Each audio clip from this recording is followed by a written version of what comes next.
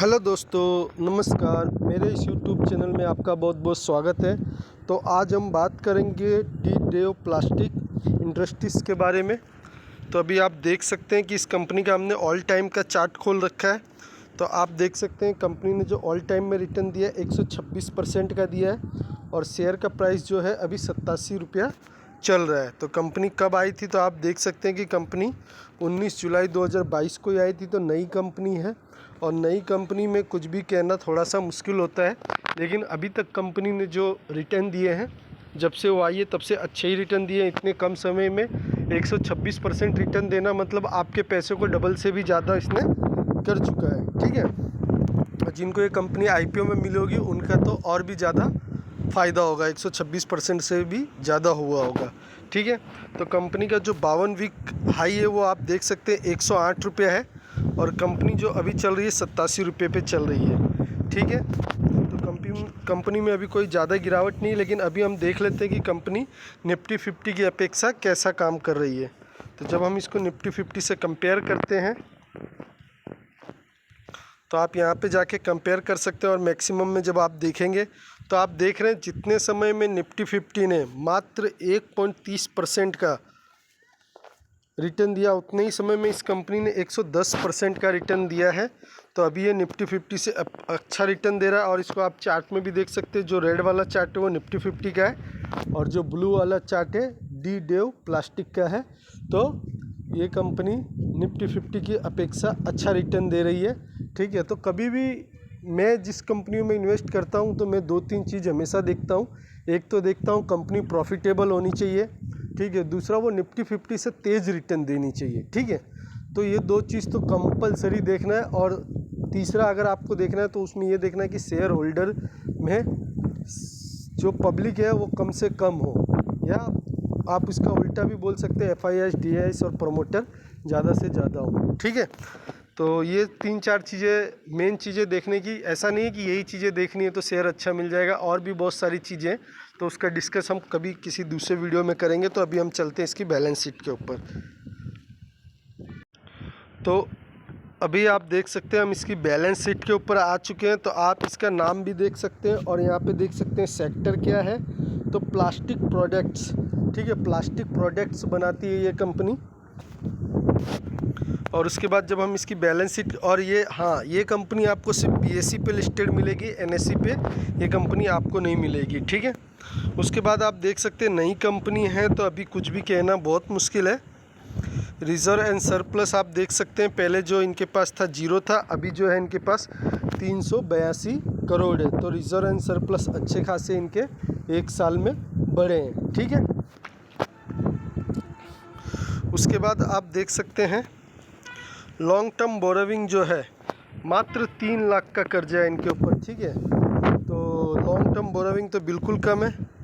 और short term borrowing आप देखेंगे तो आप देख सकते हैं शॉर्ट टर्म बोरोविंग जो है 129 करोड़ का है। ठीक है, तो शॉर्ट टर्म बोरोविंग जो होता है वो 1 साल के लिए होता है, 1 साल में लगभग वो क्लियर हो जाता है। तो इसमें भी देखें तो कंपनी अच्छा खासा कर रही है। लॉन्ग टर्म बोरोविंग है नहीं और शॉर्ट टर्म जो बोरोविंग है वो 1-1.5 साल में क्लियर हो ही जाता है। ठीक है, तो अभी हम चलते हैं कंपनी के प्रॉफिट एंड लॉस देखने के लिए। तो अभी हम स्क्रीनर पे आ चुके हैं। ठीक है, तो आप देख सकते हैं कितनी रिस्की कंपनी है ये। इसका मार्केट कैप आप देख सकते हैं 820 करोड़ का मार्केट कैप है। ठीक है, तो जो जितना कम मार्केट कैप होता है वो उतनी छोटी कंपनी मानी जाती है, और जो जितनी छोटी कंपनी रहती है उसमें रिस्क ज़्यादा रहता है। रिस्क ज़्यादा रहता है मीन्स क्या होता है कि कंपनी जितनी ज़्यादा छोटी रहती है, अगर उसमें कभी बिकवाली आती है, ठीक है, सेलर उसमें हैवी होते हैं तो वो गिरता बहुत तेज़ है, ज़्यादा परसेंटेज में वो गिरता है। ठीक है, तो ये चीज़ का थोड़ा सा ये रहता है। बाकी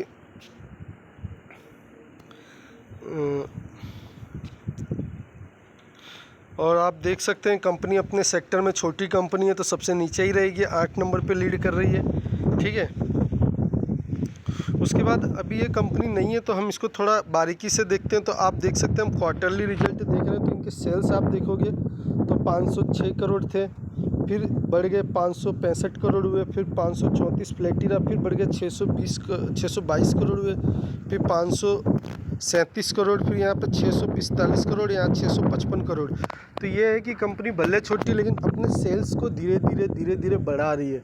तो ये एक अच्छी बात है कि कंपनी अपने सेल्स को धीरे धीरे बढ़ा रही है। सेल्स बढ़ रहा है, बिजनेस बढ़ रहा है, तो प्रॉफिट भी धीरे धीरे बढ़ेगा। तो आप ऑपरेटिंग प्रॉफिट देख सकते हैं 23 करोड़, 24 करोड़, 27, 31, फिर 26, फिर 25 और अभी 42।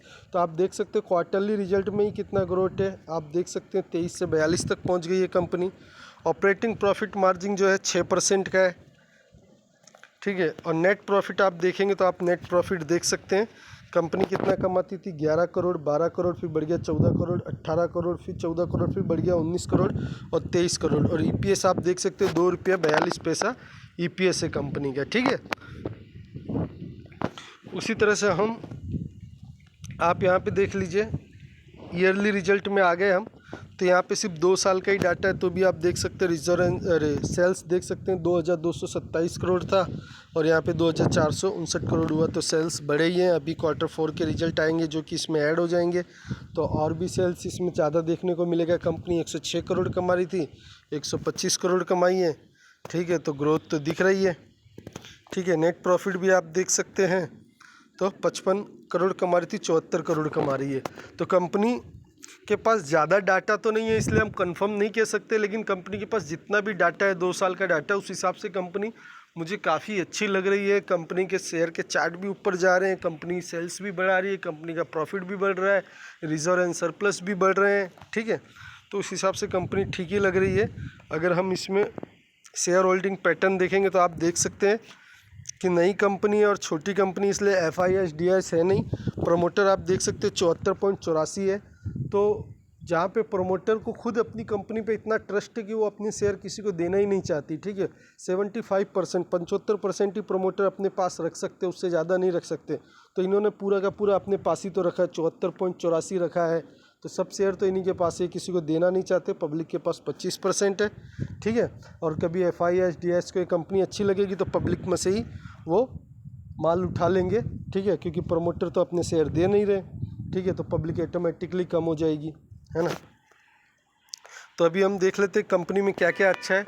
तो कंपनी प्लास्टिक प्रोडक्ट बनाती है, ठीक है। तो प्लास्टिक प्रोडक्ट की डिमांड तो हमेशा रहती ही है। तो बिज़नेस तो ठीक ठाक ही लग रहा है, ठीक है। कंपनी का चार्ट जो है अच्छे खासे रिटर्न दे रहा है, नीचे से ऊपर जा रहा है, ठीक है। तो वो भी अच्छा है। हालांकि कंपनी का बहुत लंबा बायोडेटा हमारे पास नहीं है, तो वो एक थोड़ा हम रिस्क मान सकते हैं, लेकिन अभी फ़िलहाल तो अच्छा है। रिजर्व एंड सरप्लस बड़ा ही है, ठीक है। लॉन्ग टर्म बोरोविंग 0 है, शॉर्ट टर्म बोरोविंग 129 करोड़ का है, तो 1 साल में क्लियर हो जाएगा वो, ठीक है।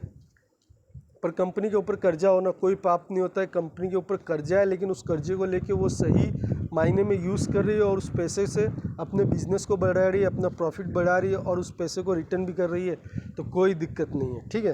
तो लॉन्ग टर्म कर्जा है तो उसको हम अभी प्लस पॉइंट में नहीं गिनते हैं, ठीक है। फिर भी उसके बाद आप आ जाएंगे तो आप देख सकते हैं क्वार्टरली रिजल्ट हमने देखा, क्वार्टरली रिजल्ट में भी सेल्स बढ़ रहे हैं, ठीक है, प्रॉफिट भी बढ़ रहा है, ठीक है।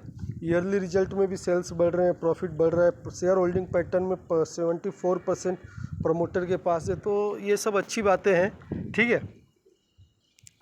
तो मुझे लगता है ये कंपनी भविष्य में अच्छा कर सकती है। भविष्य में अच्छा कर सकती है मतलब आज खरीदो और 15-20 दिन 1 महीने बाद आप रिटर्न देखोगे तो नहीं मिलेगा। हाँ, लेकिन ये है कि ये कंपनी आपने बाय की है, कम से कम 5 साल आप होल्ड करो, तो मुझे ऐसा लगता है 87 रुपये की कंपनी 300-250 के आसपास ज़रूर जाएगी, जिस हिसाब से इसके सेल्स और ग्रोथ बढ़ रहे हैं। ये तो मैं ऐसे एक अंदाज़ा बता रहा हूँ, लेकिन क्या है कि कभी कभी कंपनी और अच्छा ही करती है, अच्छी खासी तेज़ी आती है। ऐसी बहुत सारी कंपनियां मैंने भी बाय की हुई है और मैंने देखा है कि उसमें अच्छे प्रॉफिट होते हैं। सिर्फ आपको समय देना होता है और पेशेंस रख के बैठना होता है, ठीक है। तो चलिए, कंपनी में काफ़ी कुछ अच्छा है। अगर आपको ये कंपनी अच्छी लगी तो आप अपनी रिसर्च करने के बाद ही बाय कीजिएगा, मेरे कहने से बाय मत कीजिए। ज़रूरी नहीं है कि मैं सही जाऊं, ठीक है, लेकिन मैं ऐसे ही फंडामेंटल स्ट्रॉन्ग कंपनी आप लोगों के लिए लाता हूं, जिससे कि आपको मेहनत कम करनी पड़े और ज़्यादा से ज़्यादा आप प्रॉफिट कमा सके। तो मेरा वीडियो अगर आपको अच्छा लगता है, मेरा वीडियो बनाने का तरीका अच्छा लगता है, तो आप मेरे चैनल को लाइक कीजिए, सब्सक्राइब कीजिए, शेयर कीजिए। मिलेंगे नेक्स्ट वीडियो में। Bye bye.